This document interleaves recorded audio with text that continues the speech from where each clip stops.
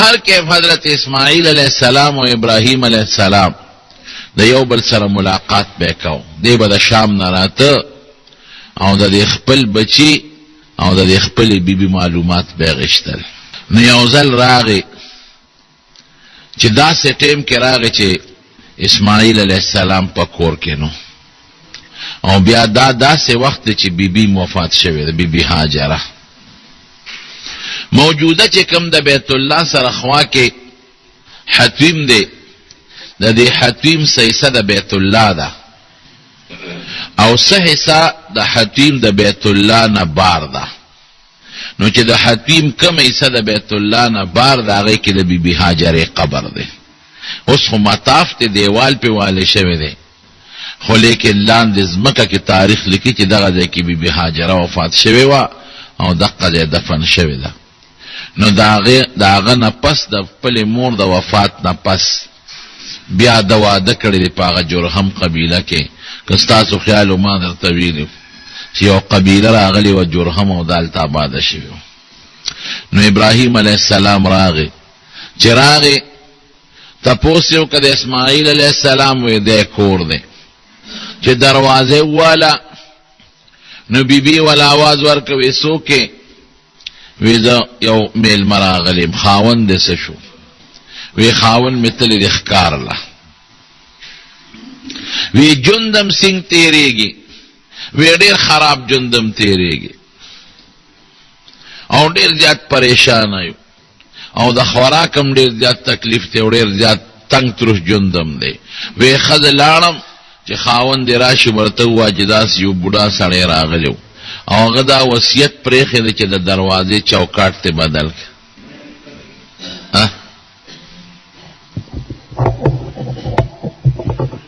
چې د دروازې چوکاټ ته بدل کړه. ابراهیم علیہ السلام واپس شام ته راغی. بخاری شریف کې دا واقعه ذکر ده. نو چې اسماعیل علیہ السلام راغی نو په سبوی باندې پوه شو.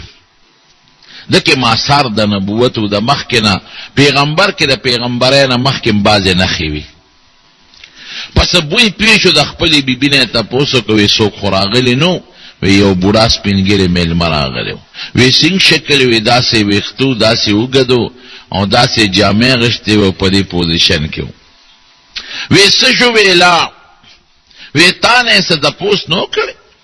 وی ما نه ستا تپوس وکړم چې تلې ښکار ته. بیا نو وی نورې د ژوند تپوس وکړئ، ما یې چې ژوند هم ډېر تریخ ژوند دی او ډوډۍ د خوراک د رقم نه لګي. وی بیا وصیت خو درته نه دی کړی؟ سوال جواب. وی ما ته یې ویلي چې خاوند دې راشي نو ورته ووایه چې دا چوکاټ بدل کړي. وی ښه ښه دی، دا خو زما پلار و حضرت ابراهیم علیه السلام او دا خو ډېر مقرب پیغمبر او په ده ډېر لوی امتحانات تیر شوي دي او دا هغه پلار و زما چې دې چړې ته غورځولم د خدای په حکم او خدای پاک زه بچ کړی ما. نو تا ورته ولې ناشکري کوله؟ پیغمبر خو په ناشکرۍ خفه کېږي. حضور پاک په خپله فرمایي الفقر فخری، وی فقر زما فخر دی. فقر یې ځان له خوښ کړی نه دی، خو پې خپل شوی نه دی، خوشحاله دی پې. د خدای نه یې غوښتی نه دی چې خدای ما له فقر راکړه، خو چې کم فقر وته په دې خوشحاله و. وی دا زما فخر دی. وی صاحب دا ولې؟ وی چې زه 2 ورځې نار یم نو زه به الله ته محتاج یم، خدای به یادوم او چې په 3 ورځ خدای ډوډۍ راکړي نو بیا به م خدای را یاد شي، شکریه به ادا کوم، او چې ټول عمر موړ یم نو بیا به مې خدای نه یادېږي. وی زما پلار خو په ناشکرۍ خفه کېږي، دا دې څه وکړل؟ اما وی چې زما د زوی ښځه ده او دومره ناشکره ده، لکه ناشکري خو د خدای بې قدري ده. د شریعت مسله داسې ده چې څوک بیمار دی او تپوس دې څوک راشي ورته وایي څنګه دی؟ دې ورته وایي چې ښه. ډاکټر او طبیب ته د خپلې بیمارۍ پوره حال وایه او نورو خلکو ته داسې مه وایه وایه ښه. او دا ولې؟ ځکه صفا حدیث کې راځي چې فرشتې ستا په دې ښه وایم لفظ آمین وایي، نو خدای به دې جوړ کړي. حضرت نبی کریم صلی الله علیه وسلم د وفات بیماری ده په کوم ورځ چې وفات کیږي سحر وختي په دغه ورځ د حضرت علی رضی الله عنه خلکو تپوس کو وی د نبی علیہ السلام شپه څنګه وه نو هغه به اصبح بحمد الله خیرا بارئا وی د خدای په فضل سبا وختي چې سبا کې داخل شونو ټیک ټاک جوړ دی طبیعت یې برابر دارنګه که یو سړی د پیسو په تنگ دستیا کې مبتلی څوک د تپوسو کې حالت تی څنګه دی وی ډېر ښه دی دا دی نه وایي چې ډېر بد حال دی چې دا ژوند شته او دا ساه پکې اخلي اوبه در خدای درکوي او نوړی ډوډۍ خدای درکوي نو په دې به د خدای شکر ادا کوي ناشکره انسان د خدای نیخ وخت او چې څوک د الله په معمولی نعمت د الله شکر ادا کوي دا د خدای خوښي او لئن شکرتم لازیدنکم الله فرمایي که زما شکریه دې ادا کړه نعمت بدل نورم زیات کړم نو تا خو نه کړل ناشکري دې وکړه او چې چوکاټ بدل کړه دروازې وی دا زما د پلار حکمو کتا ته وی چې دا هغه ته وای چې خدای طلاق کړو دا سوال جواب دراته بیان نکو چوکاټ بدل کړي دا مطلب د جرتا د ځان نه جدا کم د چوکاټ په ذریعہ سړی کور ته داخليږي او د خزه په ذریعہ سړی نوی جون ته داخل شي نو عزت پلار کرا دی ځه بخاری شریف کې هم داسې دی ناشکر خزه ما پلار نه د خوخه کړي رونو د دین مسلم داسې ده چې کوم انسان خزه د مور او پلار نافرمانه او یا بی دینه او مور او پلار دی خاوند ته وي چې دا خزه پرې ده نو د حق دی چې دا خزه پرې ده او که چرته دا خزه نیکه ده او دینداره ده او د مور او پلار خیال ساتي او بیزای مور او پلار وي چې دا خزه پرې ده نو بیا به نه پرې ده حدیث کې راغلی دی هم دقه سي وی چې مور او پلار د ته وي چې خزه پرې ده نو پرې دی با نو علماء شرح هم داسې کوي دا هغه خزه چې بی دینه ده یا دا هغه خزه چې دا د مور او پلار د عاقیدو سبب ګرځي یا دا هغه خزه ده چې د خپل سخر خواخه خدمت نه کوي او دا غي حق نه پوره کوي نو دا ناشکر وا ابراهیم علیه السلام وته حکم کوي چوکاټ بدل کا وې د پلار کړه رخصت وکړه او پاغه جرهم قبیله کې بل خزه وکړه سموده پس بیا حضرت ابراهیم علیه السلام راغی اتفاق تا ګوره بیا اسماعیل علیه السلام نو بیبینه ولا تپوسو که خاوند دې شو وی تل د ښکار لا وی ته جندم څنګه دی وی الحمدلله ډیر مزیدار وی سخره وی غوخي خورو او د ښکار غوخي خورو او د زمزم خشته کلی او بدی مزیدار داس کو او ډیر خشته جندم دی او خاوند سره مزیدار جند دی او الحمدلله د خدای ډیر لوی کرم دی وی خچ خاوند راشي نو زما حال وته وا چې داس یو بوډا سپینګری د شام نه راغلی او تعالی دا پیغام دی چې دا چوکاټ ته برقرار وساته چې اسماعیل علیه السلام بیا راغی او خوشبوئی په ولګېدله نو خدای فورا تاسو کو څوک ملمخ نور راغلی وی یو بوډا سپینګری راغلی څنګه شکلو دا نمونه شکلو تا نه ست تاسو خو نه لیکلې وی ولینه مانه ستا تاسو مو کو د جندم تا ورته سوي مې چې شکر دې الحمدلله خجندم تیریږي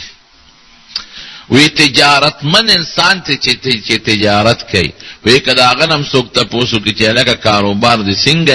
دی وی الحمدلله ډیر مزیدار د باندې سړی خله په دې عادت ای کته پوښتنه کې چې کاروبار یې راځي ډیر خراب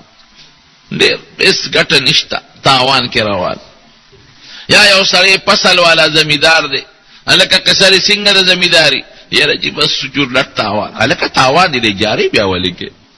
او چې تاوان دې لازم کولې ساتي خرڅه ولنه تاوان نه خو پدان سپیره خلو خو دې مشرانو په خوای پدان سپیره خلو مخ وځو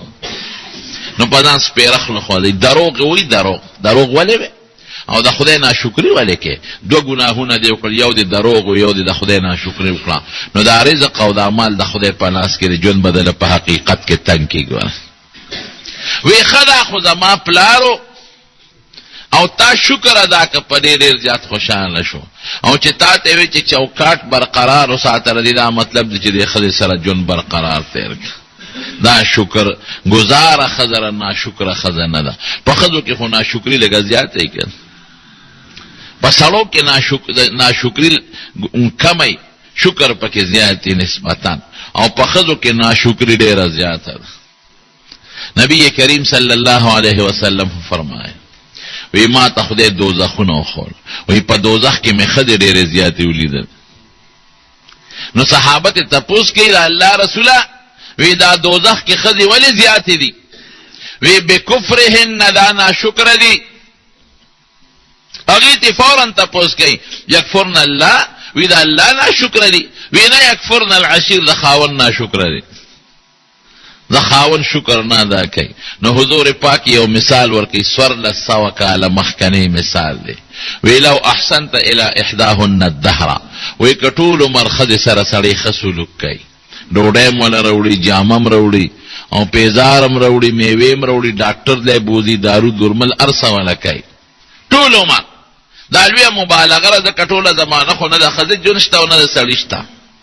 یعنی همیشه ورسره دی ښه سلوک کوي. او ثم رأت منک شیئا، وی دومره غلطي ده نه صحیح کړه. دا تنوین د تقلیل دی، پوټې نه غوندې غلطي چې ته ده نه صحیح کړه. نو دا به څه وی؟ وی ما رأیت منک خیرا قط، ای سړیه تا نه خو ما په ژوند کې چېته خیر نه دی لیدلی. سړی وی چې اوس ښه مضبوط غوټن کوتک وی او د دې د املا وی چې دا جامې د پلار د کور دا خیر نه دی. دا ډوډۍ چې سهار او ماښام ډکېږي دا کم دی نه راغلی، او دا د خشته کور کې چې اوسېږي دا د چا جوړ کړی دی؟ دا ناشکره دی. رسول الله مبارک فرمایي وی لا تحقرن جارة لجارتها شیئا ولو فرس نشات، وی یو گاونډی به د گاونډی تحفې ته او ډالۍ ته په سپک نظر نه ګوري، اگر کوي د ګډې چیلې د خپې غوښه ولې نه، د سوې د لاندې غوښه. نو د طالبانو ته ویم ګوره نبی علیہ السلام د گاونډی خبره کوي، د سړي نه کوي.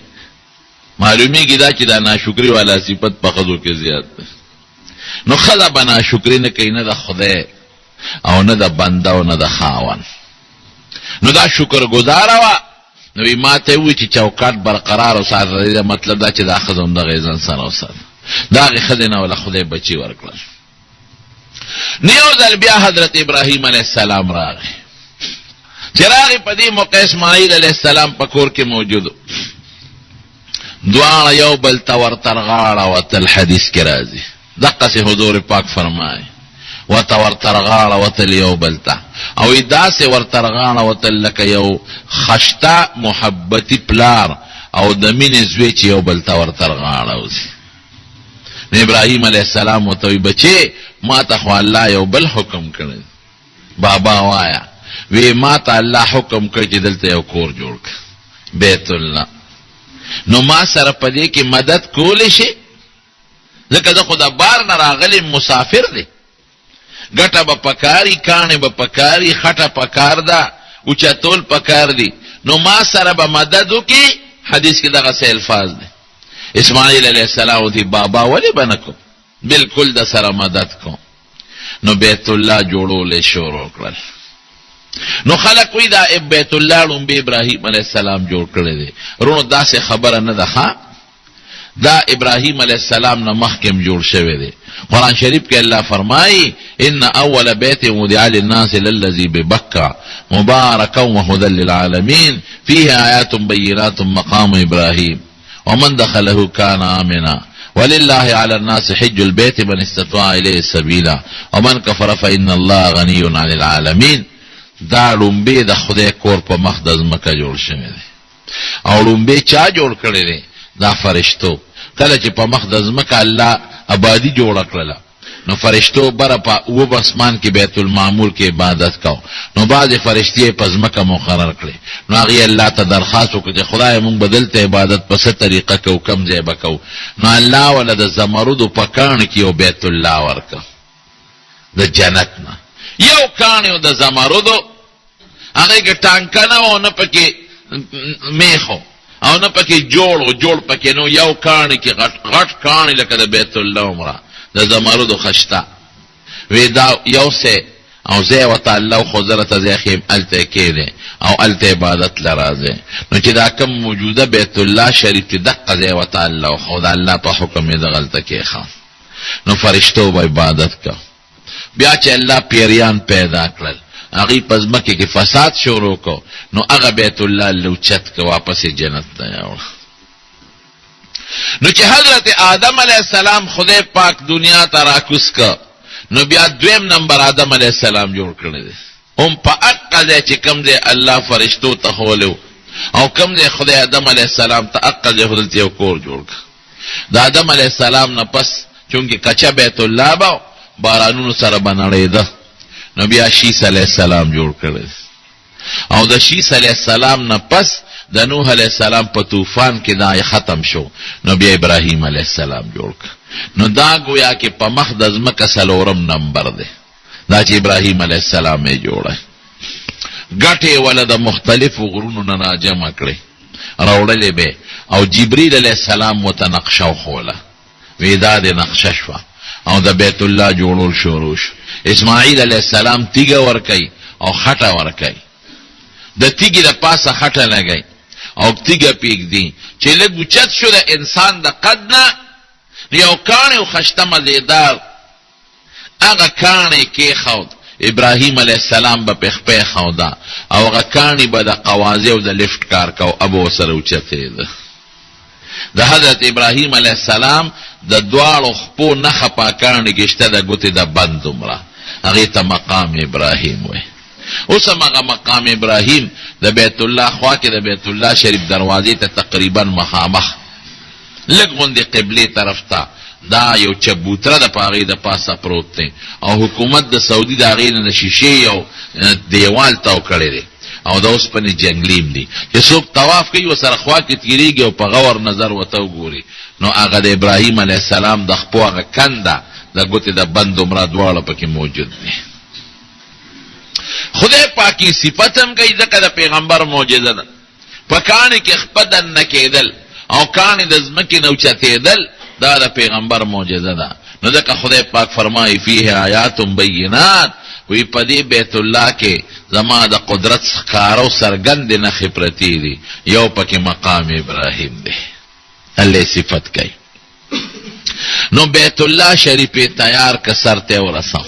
نو دا کاڼې حجر اسود دا ځان سره آدم علیہ السلام د جنت نه راوړي لس څیزونه یې ځان سره د جنت نه راوړي یو پکې دا حجر اسود دی او دا مخکې تک سپینو نبی علیہ السلام مبارک بخپله فرمایي وی کان اشد بیاضا من اللبن وی دې د پیو نه زیات سپینو سودته خطایا بنی آدم وی د بنی آدم گناهونو تور کړی دی گناه ځان ته داسې راکاږي لکه مقناطیس چې ځان ته اوسپنه راکاږي. نو دا په جبل ابي قبیس کې کله چې د نوح علیہ السلام طوفان راغی نو جبل ابي قبیس کې الله د فرشتو په ذریعہ امانت کې خاو نو ابراهیم علیہ السلام ته د جبرئیل علیہ السلام په واسطه الله فرمایل چې ورشه جبل ابي قبیس کې او کانه پروت دی وی سیب دا کانه الله وی دا کانه کم ځای پروت دی الله تعالی الله کم ځای پروت دی وی ته ورخه جنو دل تنظیم کو نو چې ورخه وی الله زهرا توخه چې کانه راوالم وی आवाज ورتاو که په خپل بد تر وګورځيږي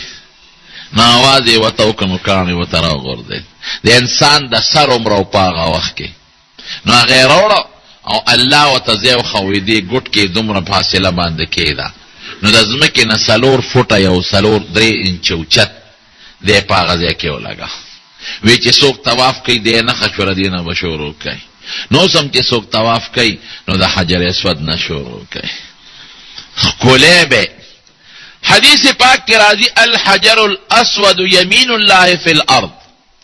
وی حجر اسود په مقدس مکه داسې دی لکه د الله خلاص چی وي دا الله زمون په شان لاسونه نشته خدای د جسم نه پاک دی خدا په تعظیم کې لکه یو انسان د یو مشر لاس کولای او د مشر لاس چت کې سترګو پورې ولګي او شونډې پکې دي د قرنګ د حجر اسود باندې شونډې کې خاودل دا تصور کول چې د الله لاس مخکول کړي یو د الله په مبارک لاس باندې مخپل شونډې لګولې دي نو زه اکثر مرګرو ته وایم چې دا حج له عمرې لاړ شي زم کمی شونډې چې په بیت الله لګولې نو مهرباني وکړه په دې کې بیا نسوارم ما چا په دې کې سیګریټ هم ورکا کوشش کوه چې دروغ هم پنه وي غیبت هم پنه کې او کنزل هم پنه کې او ګناه هم پنه کې ځکه د خدا د خدای لاس نه دی، خو په تعظیم کې داسې دی لکه د الله د لاس.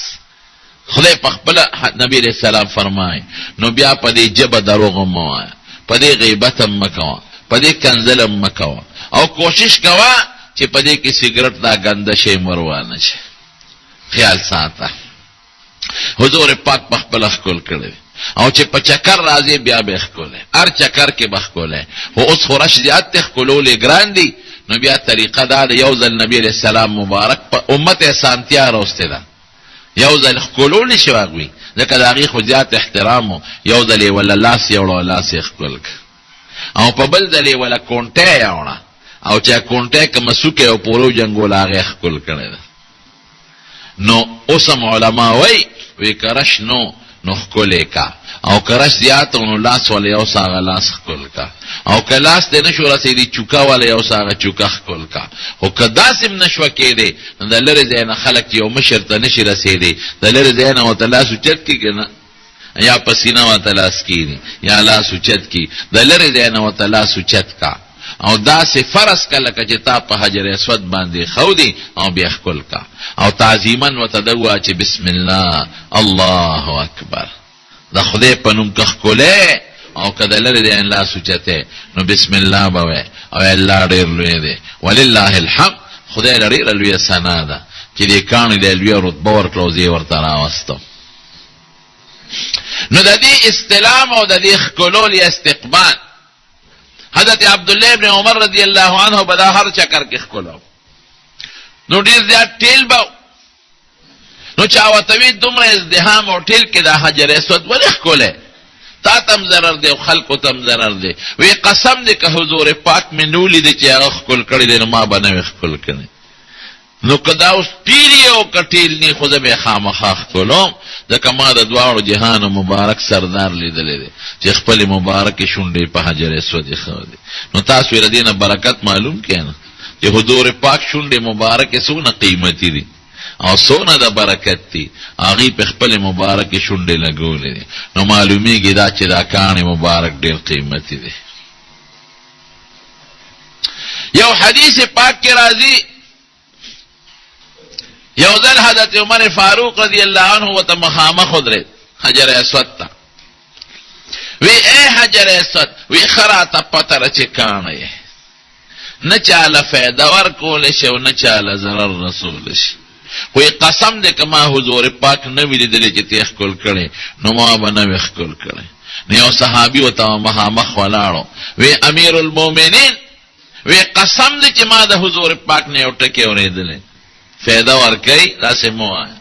ما د حضور پاک نه په خپله اورېدلی دي چې د دې حجر اسود به د قیامت پر ورځ به خدای ودروي، د ده به سترګې نظر به پې کوي او د ده به غوږونه په هغې به اورېدل کوي او د ده به ژبه په هغې به خبرې کوي. او دا حجر اسود چې چا په صحیح طریقه د شریعت مطابق د دې استلام کړی دی، ښکلا یې کړې ده یا لاس یې اوچت کړی دی، نو د قیامت پر ورځ د خدای په دربار کې به هغه لګوی کوي. نو دا فایده شوه که نه شوه؟ خو د عمر خبره هم ټیک ده چې ذاتي فایده د انسان په لاس کې هم نه ده او نه د کاڼي او نه د بل چا، فایده د چا په لاس کې ده. خو بعضې څیز له خدای یو عزت ورکي، فایده والا ورکي. بعض انسان له خدای داسې یو نقش ورکي چې هغه د فایدې ذریعه وګرځي، او بعضې کاڼي له خدای پاک داسې یو عزت ورکي چې هغه د فایدې ذریعه وګرځي. نو خبره د دواړو ټیک ده، ذاتي فایده د خدای په لاس کې ده او ذاتي ضرر رسول د چا په لاس کې دي. که الله درته فایده رسول غواړي نو څوک رکاوټ نشي جوړېدی، او که الله درته ضرر رسول غواړي نو څوک دې بچ کولی نشي. وَيَمْسَسْكَ اللَّهُ بِضُرٍّ فَلَا كَاشِفَ لَهُ إِلَّا هُوَ وَيُرِدْكَ لِخَيْرٍ فَلَا رَادَّ لِفَضْلِهِ. که خیر درته رسوي څوک نشي ویلی چې دا به نه رسي، او که شر درته رسوي څوک یې نشي بچ کولی. نو ذاتي شر او خیر د چا په لاس کې شو، خو بعضې څیز له خدای خیر هم ورکي او شر هم ورکي. یو لوی عالم دی مثلا او هغه له خدای علم ورکو او ته راځې او د دین د مسلو تپوس ته کې، نو تعالی خیر درکوي که نه؟ خدا د خدای د طرف نه دی، خدای انسان یو ذریعه شو. دارنګې دی حجر اسود د خیر او د فایده خدای ورکړه، د قیامت پر ورځ به خدای سترګې ورکړي غوږونه به ورکړي او جمع او دې به ګوی کوي نو دا ډېر مبارک کاڼی قسم دې دومره خلک پرې راغونډي او بیا ښځې هم پرې راغونډې وي ښځو له خو بلکل نی پکا ځکه ښځه چې د سړو په منځ کې اکثر ګیره شي او بیا چغې وباسي او د پردو سړو په منځ کې ګیره او سړی دومره یو ملګري ما ته اوس هم په دې حج کې خبره وکړه وی پختې مې خوږېږي حجر اسود له ورغلی وی دا سیم چې اوس رانه عبادت نه کېږي دا پختې مې دونه دور اغشتی دی وی ګمان مې دا دی چې ته کرک معلومېږي ځکه ډېر سخت درد کوي نو هغې باندې ډېر زیات ټیلې او ډېر زیات رشي صحابه کرام وی مونږ به د کاڼو عبادت کو بوتان هم ځان نه جوړ کړي سجدې به م کولې او چې بل په لاره بتلو خشته کاڼې به مو لیده نو ځان سره به مغه اوچت که بیا به مغې ته سجده کوله مخکنې به مو غورځو او چې کاڼې به نو نه مونږ به بیا شګې را یو ځای کړې نو چیلی به م پې د پاسه ولشله نو هغې ته به م سجدې کول او څوک سپو ته سجدې کوي او څوک پیشوګانو ته سجدې کوي دا په ګاونډ کې هندوستان کې بعضې خلکو بوتان جوړ کړي دي په خېټه کې وله پی ور واچوي په دې خوله باندې او بیا د هغه مخصوص اندام هغې کې سورې کړي په هغې وله خوله کې د هغه پی تسکي وایي دا پی زمونږ د خدای د وجې نه برکتي شو په امریکا غوندې ملک کې د شیطان عبادت کېږي ما په خپله رساله کې لیدلی دی اوس شیطان خو چا لیدی نه دی خو یو پردي شکل یې جوړ کړی دی څښاک خبیث غوندې اخبار کې هغه تصویر هم نو هغې ته عبادت کوي او مونږ د چا عبادت کوو جواب راکړئ د الله زمونږ دا تندې په دې خاورو کې په دې ځمکه کې چا ته لګي الله ته هغه ذات ته چې د دې تندې خالق او مالک دی مونږ بوتانو ته او کاڼو تیګو ته چې په خپل لاس تراشلې شوي دي هغې ته عبادت نه کوو یو الله ته عبادت کوو دا د چا برکت د قرآن شریف وهذا کتاب انزلناه مبارک الله وی دا مونږ نازل کړی دی او دا ډېر لوی د برکت کتاب نو دا خشته ښکلې عقیده چې مونږ جنت منو دوزخ منو آخرت منو او د قبر عذاب منو د دې منبع او سرچشمه دا د خدای قرآن دی زمونږ عقیده دا د قرآن برکت شو خدای دې په دې عقیده زمونږ ژوند او مرګ نصیب کړي قسم دې مونږ خو مسلمانان یو خفه کېږئ مه تاسو ښه خلک یې لیکن زمون عقیدې ډېرې زیاتې کمزورې دي ډېرې کمزورې عقیدې دي ما محسوسه کړه اوس ځای په ځای مې محسوسه کړه لږ غوندې پیسه چې راشي خلکو ایمانونه پرېښودل د پیسې د وجې خلکو عملونه پرېښودل د پیسې د وجې په کومه علاقه چې د خدای غضب راشي او عذاب راشي پکار دی چې خلک ویریږي یو حدیث مې کته هغې کې لیکلي حضور پاک فرمایي وی اخره زمانه به راشي نو عذابونه به زیات راځي نو چې عذاب راشي نو پکار خدا ده چې مسلمان ویښ شي او توبه وباسي وی دی به د بل عذاب انتظار کوي یونه پس ما به د یوله کېږي چې دا حدیث به مې مخې له راغی مې عذاب نو خلک ویریږي د بل انتظار به څنګه کوي بل به څنګه غواړي اوس مې واورېدل په دې خپلو غوږونو د بعضې خلکو نه وی خدای دې یو سیلاب بل هم راولي څه چې د دواړو جهانو سردار وی قسم دې 100% ټیک هلکه ولې مړه وی کچه کوټه وه پخه شوګه مونږ چې ته یو وی مونږ چې ته د متیازو ځای څه دی کموډ او دا بیت الخلا وی مونږ چې ته په دې کې متیازې کړې وې وی دام پکې راته ولګېد یو دی وی خدای بل الله خدای دې ساته دا خو یو دمکي ودله او که در پسې بل راغې زما دې په خدای قسمي که د کوټې نه دې بار هم بیا ووتې دغه دې په جاپان غوندې علاقه باندې زلزله راله څومره ترقي یافته ملک چې هر څه ستا د پاکستان او د دنیا د جاپان نه راځي او د خدای زور دی ولیده په دریاب کې 20 کیلومتره لاندې زلزله راله 20 کیلومتره په سمندر دریاب کې لاندې او 100 میټره د هغې اوبه وې او څومره جاپان یې تس نس که او اوسه پورې د هغوی په ایټمي پلاټ باندې اور بلیږي او لوګي تېخېږي چل وله نه ورځي د خدای د زور مقابله څوک کولی شي یو نمرود وکړه نمرود به وي د خدای ابراهیم علیه السلام یې راوسته او په اور کې وغورځاو الله ورته وښوله چې ګورې ته نشې ته نه یې خدای ظالمه سم شه هغه اور کې وغورځوه الله وښوله چې ابراهیم علیه السلام باندې اور الله ګلې گلزار کړ راووت الله یو ماشې په پوزه کې وردن نه کړ ماشې راغې دې تندي ته دې نه دا نزله رابېږي که دلته رګونه دي دې مخکې دې کې ماشې ونښت او مفسرین لیکي ګوډ ماشې و ګوډ پخپه هغه وروخته او دا دی کې پر کوه په سر درد دی نه ډاکټر سره علاج ته نه حکیم سره علاج ته نه طبیب سره علاج یې سو دا ځای له به چې ټس ورکړه د هغه ټپ هغه قرار بغلی شو نو ګزاره به وه نو ځان له سپیشل نوکر دی له ونیو چې زما د سر نه په چپله ټسونه ورکوه الله ورته وښوله چې ته خدای ځان ته وې ته د خدای دعوه کې ودرېږه چې په خپل نوکر او په خپل لاس دې په چپله وټسو د آخرت ټسار به لا روست وي چې دنیا کې پرې درته وښیم چې په دا سر څونه د عزت ځای دی سر له څوک ټس ورکولی شي ملا به وډبې لاس به وډبې نه په دا سر په دا تندي به دې ټسوم درته ښیم چې ته خدای یې که زه خدای یم موږ د دې وړو بوتانو عبادت کوو دا هم ځان ته خدایان کړي دي یو څو ورځې پس د هغې ټسار یو د هغه ماشین هغه نمرود مردار شو مړ شو نو عذاب د خدای چې راشي پکار دی چې انسان الله ته رجوع کی نو حضور پاک فرمایي بل بغواړي بل به د هغې نه تیز راشي دته پکې بیا مزه حاصله شي نو خبره مې دې پورې کوله چې د هغه عذاب خو پکار چې مونږ توبه وباسو نو مونږ توبې ونه بیستې د عذاب نه توبې ونه بیستلې د عذاب نه مونږه ایمان کمزور دي ډېر خلک لاړل مختلف قسمه خلک پرې راغلي دي د امدادونو په شکل کې چاله یو 10,000 ورکوه چاله 20,000 ورکوه چاله غلبنګۍ جوړوه یو مشر وټله پکې مرکوټې موټرګۍ والا خلک ایمانونه پرېښودل څوک عیسایان شو څوک قادیانان شو څوک په بل طرف لاړل د ایمان دی وروڼو موږ له دا ښکلی شکل چا راکړی جواب راکړي او د عزت چا درکړی دی او زمونږ دا ژوند د چا په لاس کې او دا مسلماني راله چا له کې اچولی او دا بچي چا راکړي دي او دا ژوند او مرګ د چا په لاس کې دا سا به رانه څوک اخلي او د عزت چا راکړی دی نو اوس دا الله د خفه کولو لایق دی دا الله د پرېښودو لایق دی نه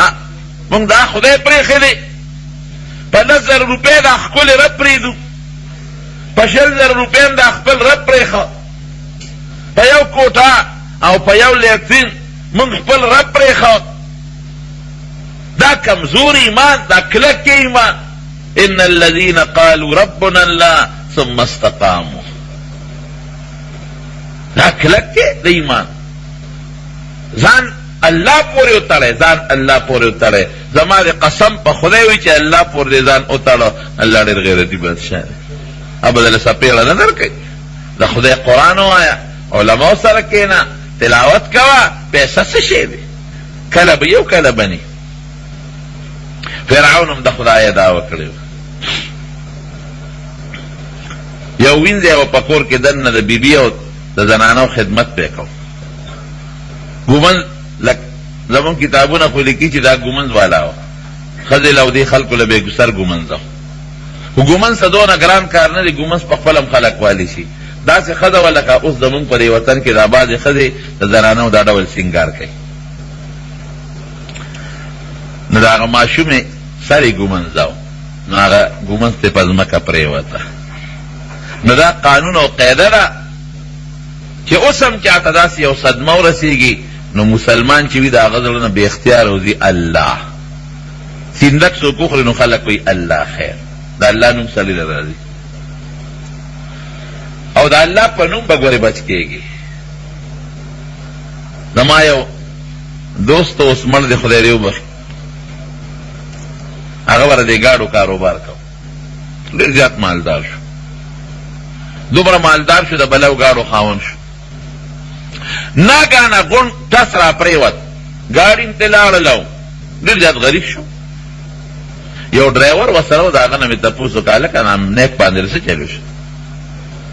دا خو بلا ګاډو مالدار شو مالدار بنګلې پېښور کې یو ځای بل ځای او ناګانه د هغه بنګلو ورسره خلاص شو او پردي کور ته کډه یوړه خپل کور نه هم خلاص شو ما دا ولې ما ته وی یاره چې د دې وجه ما ته معلومه ده خو یو ځای کې م ګاډۍ واغېسته نو ما له هغه سړي چابي راکړه، نو ما دې خپل نیک له ورکړه چې نیکه زه د الله نوم پې واله او سټارټ یې کا. وی ما ته وایي چې داسې ګاډی علم چې بغیر د خدای د نوم نه سټارټېږي. ګوره لږه مستي وکړه که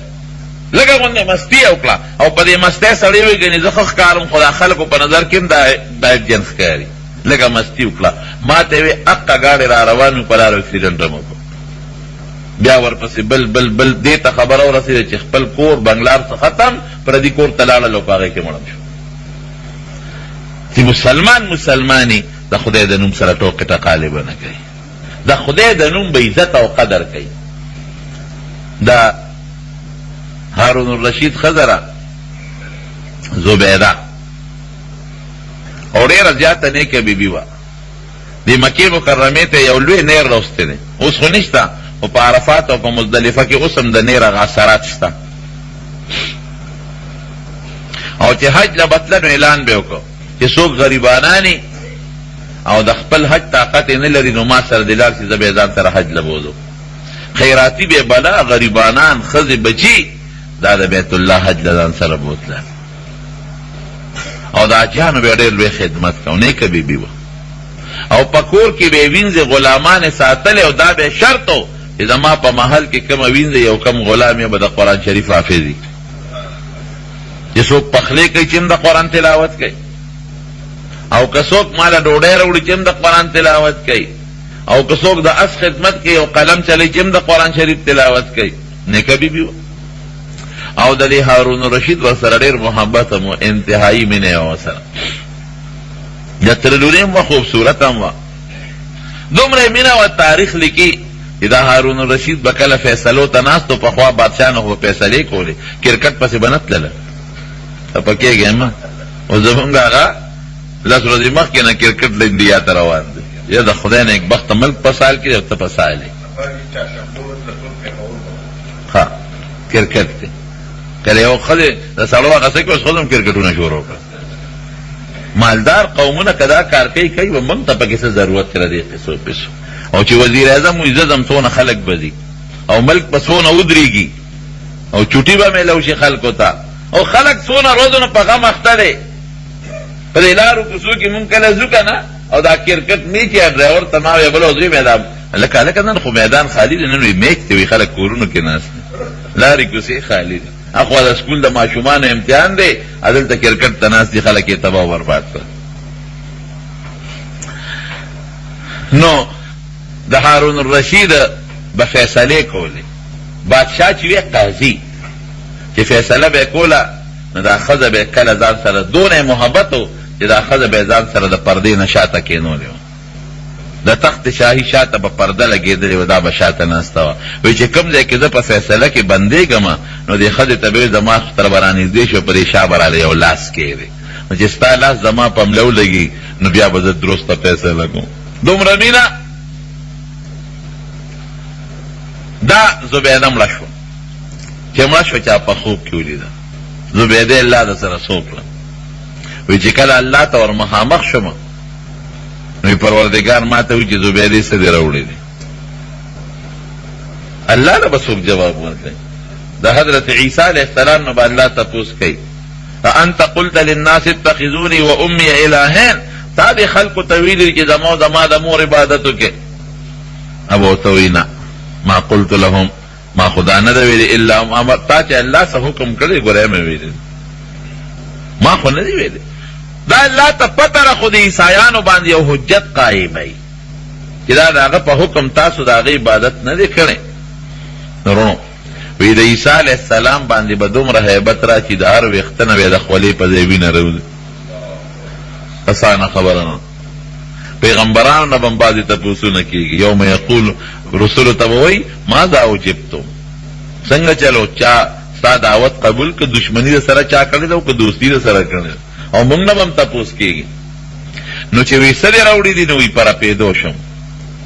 ما ته الله وایي چې زبیدې په ډېرو خلکو دې جنم کړي دي، او صدقې او خیراتونه دې هم کړي دي، او مسکینانو سره دې ډېرې مینې هم کړي دي. خدا خو زما فضل و چې ما مالداره کړی وي، ستا پکې څه دي؟ ما ښکلی شکل درکړ، او د بادشاه د تره لور مې پیدا کړی، او د بادشاہ مې در باندې عشق او مینه جوړه کړه، نو د بادشاہ په نکاح کې مې راوستې، نو که ما توره پیدا کړې وې او یا د بادشاہ د تره لور مې نه وې پیدا کړې، یا په صحت مې ناقصه پیدا کړې وې، روغه نه وې، نو ته بیا تا بادشاهي به دې نه وه، نو تاسو کولی شو؟ تاسو هم نه شو کولی. دا خو ما بادشاہ کور له راوستې نو خیرات ته کوم، که ما په سترګو ړانده په لاسونو ګوډ او شله پیدا کړې تاسو کولی شو؟ هېڅ په دې هم نه شو کولی. غریب کور کې نو خیرات ته کولی شو. یاره رښتیا وروڼو که مونږ سوچ وکړو نو دا ما بکم من نعمت فمن الله، چې دا څومره احسانات دي دا د چا له طرف نه دي؟ الله له طرف. قسم دې سړی حیران شي. دا خپله غریبي م خوښه کې، شکر دې خدای ډوډۍ درکوي او موږ دې خدای راکوي. دا ټول د پروردګار احسانات دي. خدای ته رجوع کې وروڼو ګوره، مستی به نه کوئ، د خدای نافرمانی به مه کوئ. ګوره چابیانې کنجانې الله سره دي. یو سړی و نیک سړی و فقیر په لاره روانو، یو ښار ته ورغی. پخوا د دې پېښور ښار دروازې وې د مشرانو ته پته، دا شنغلی دروازه و، دا لاورۍ ده، دا کابلی ده، دا دروازې به یې د شپې بندولې، څوکیداران به و د سار به یې کولاولې. دغسې د ښار دروازه وه.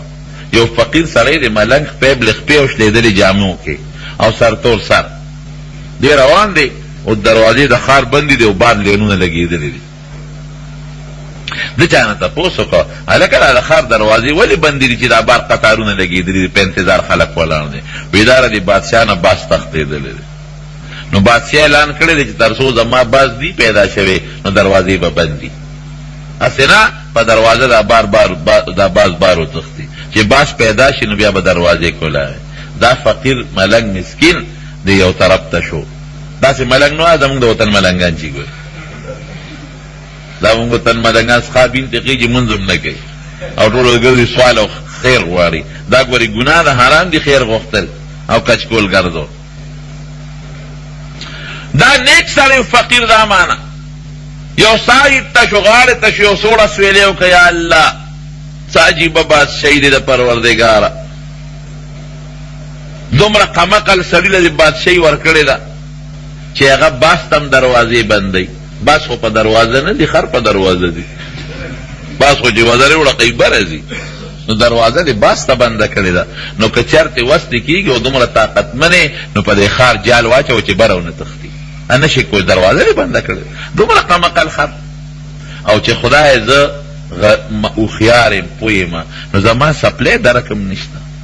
قمقل بې وقوف خر ته ګوره په کرسی دې کېنولی دی او خلک ورته سلوټونه کوي او دا یې دروازو د ښار ټول اختیار دی او زه ستا عبادت کوم ټوله شپه لګیم، روجې درې نیسم، نو خدای سپلی مې هم نشته، شلېدلو جامو کې ګرځم، کور درک مې نه لګي، یو شکوې په زړه کې راله. د یو غاړې ته شو چې غاړې ته شو پریشانه دی وده شو، خوب یې په خوب کې رب العالمین ولید، الله خوب کې ولید. الله ورته وایي وایه بنده ولې پریشان یې؟ وی الله ستا دې خدایه ته حیران یم، زما خدای کې څه چل دی؟ وی هغه قمقل بې وقوف خر چې هغه باز ته دروازې بندوي، هغه نه مونځ کوي نه روژه، هغه له دې بادشاهي ورکړې، څوک ورته په تندي لاس ږدي او سلوټونه کوي، نوکران ته مخکې وروستو منډې وایي، لوی شان دې ورکړی د عزت دولت، او چې زه ستا شپه ورځ عبادت کوم نو خدای نه سپلی شته او نه کېړی شته او شلېدلې جامې د کور درک نور ته منډې ترړې دي، ناشنا خدای دې نه. الله ورته فرمایي وی ښه ما خو په خپل علم ټیک کار کړی دی، خو که ته وایې چې نه دا ټیک نه دی نو کار به هله وړې کم که نه، ته زما عبادت کې مونځ روجې نیسې، اوس به یو سکند سره حکم وکړم تا به د هغه په ځای باچا کړم، ابه راولم او ستا غوندې شی به ته جوړ کړم،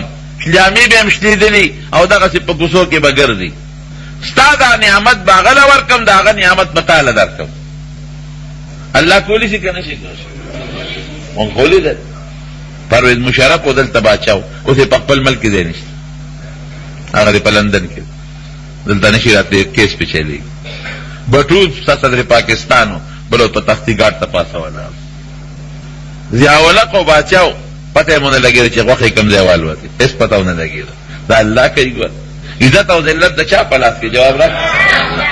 او بادشاهي د چا په لاس کې؟ تؤتي الملک من تشاء، چاله چې وغواړي نو بادشاهي ورکوي وتنزع الملک ممن تشاء چانه چې وغواړي بادشاهي ته واخلي وتعز من تشاء وتذل من تشاء عزت ذلت ستا په لاس کې دی الله چاله وغواړي د عزت سړی ذلیله کي او د ذلت سړی عزتمن کي بیدک الخیر الله ستا په لاس کې دی لوی خیر نو د ستا نعمت غله ورکوم د هغه تعالی درکوم وی الله زما څه نعمت دی دا شلېدلې سپلې او شلېدلې جامې سرتور سر ګرځېدل خپې بلخپې نه داسې نه ده تا به د هغه په ځای کښېنو بادشاه به خلک به درته سلوټونه کوي مخکې وروستو به دنه پوجان پولیس منډې وي او ستا چې کوم نعمت دی چې دا ما ته تندې لګې او سجده کې او الله الله کې او دا د شپې ما سره پټې پټې خبرې کې او زه درته په خوبونو کې راځم او ما ته سر لګې دا نعمت به د نعلم دا به ګورې غله بیا ورکوم دا مونځ به دې بیانې دا روجه به دې بیانې لکې به دې ما سره محبت ختم شي د شپې به ما ته ودرېدل ستا ختم شي او په جبه دا زمانوم الله الله ویل به ختم شي دا نعمت به غله ورکوم وی نه خدایه دا فقیري مې قبوله ده دغه بادشاهي مې نه قبول خو ستا دا نوم مې قبول دی چې په دا جبه ستا نوم اخلم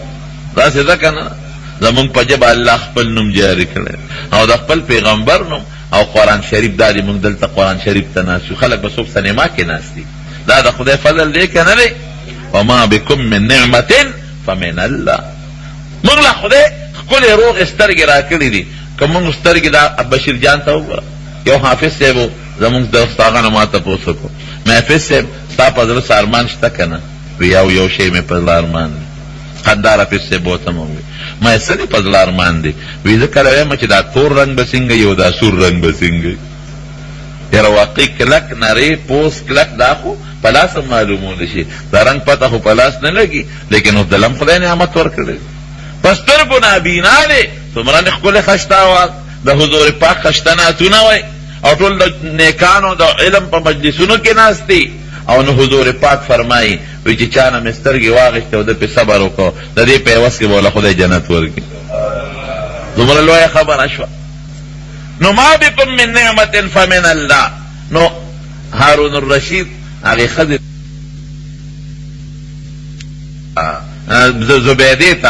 زبیدې ته پروردگار فرمایي چې دا چې تا کم خیراتونه صدقې دا خو زما فضل تاسې کړي بس وی ما وی چې زبیدې غرقه شوې وی بیا الله وی چې نه په یو ټکي دې بخوم یو ځل تا ډوډۍ خوړه او د سر نه دې لوپټه غورځېدلې وه نوړی دې روچته کړه خولې له دې وړه دې کې بانګ وویلې شو الله اکبر الله اکبر نو د بانګ وخت کې کړې خیالي اوس هم دا زنانه چې وي چې بانګ وي زر سر پټ کړي لوپټه په سر واچوي چې بانګ ووی نو تا فورا انوړی خولې نه واپس کېښود انوړی سر به پټی هسې هم ښځو له سر کولو پرېښودل نه دي پکار اوس خو لا ښځو لوپټې کوم دي چې په سر به یې کړي لوپټې شته دی نه اوس به نری کرښې وي پوټینۍ غوندې هغې په دې غاړه کې اچولي او چا په دې اوږه لکه د سړو چې سړي څادر په اوږه اچوي که نه نری پټۍ په دې اوږه اچولي